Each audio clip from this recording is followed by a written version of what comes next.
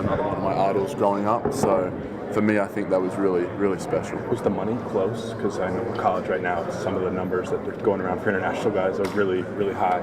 Yeah, I think the money now is insane. The college market is getting blown out. But yeah, I think for me at the time, it was just making the right decision by my family and by what I wanted as well. So yeah. What do you make of? 45 international guys are coming over to play college basketball next year, and they're getting real money.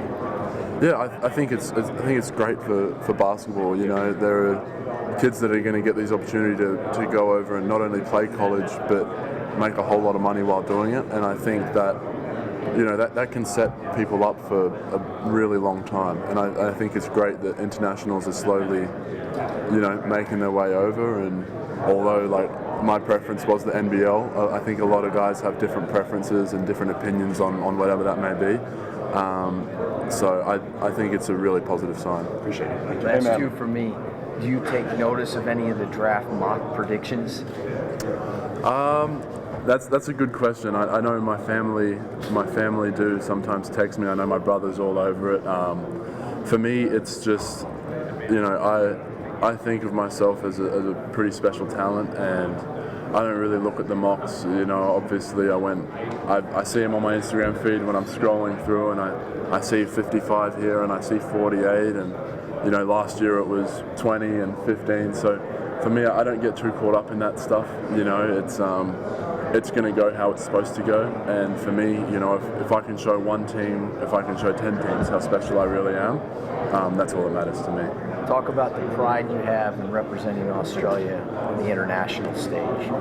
Yeah, I mean, it was my dream. I remember growing up, all I wanted to do was, I was a swimmer first, and all I wanted to do was represent Australia at the Olympics for swimming. And then I picked up basketball, and it became, all right, I want to become a boomer. You know, I want to go and play basketball at the highest level and put the green and gold across my chest. You know, and I think everyone plays for the name on the front, not the name on the back, and I think that's what makes it really special. Rocco, thank you. I know you had a coaching change. I met Schuler 2 years ago, spoke very highly of you, said you were going to be the #1 pick. How much did he mean to your development over there with the Brisbane Bullets? Yeah, I mean, he was good. We had our ups and downs, that's for sure. But through juniors, he was great. And then, you know, the NBL, I had a really successful first year, and that was great for me. And the second year, you know, dealing with some injury and dealing with some other stuff, it just, you know, it became hard. And, you know, wanting to win games and contract years for a lot of players, it made it really difficult. But he was good, you know, he was supportive, and ultimately, you know, I wouldn't have gone anywhere else.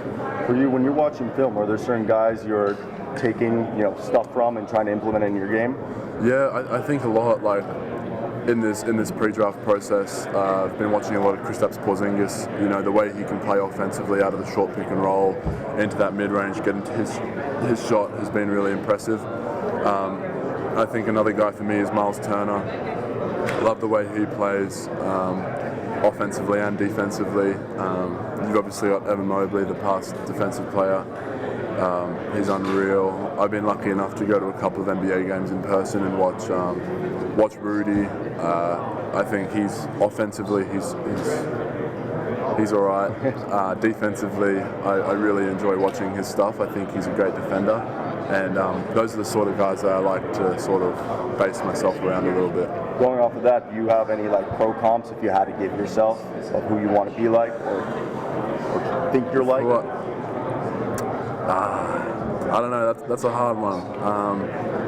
Look, I want to be. I think I told a couple of guys this. You know, I want to be a Rudy Gobert plus. You know, I think I bring that defensive energy and I bring that rim protection that Rudy Gobert's shown when he's won past the Defensive Player of the Year awards. But I also think my offensive game. You know, I'm going to be able to shoot the three. I'm going to be able to stretch the floor, and I'm going to be able to do a pick and roll and dunk the basketball. You know, that's what I've been doing for years. So for me, that's sort of my focus.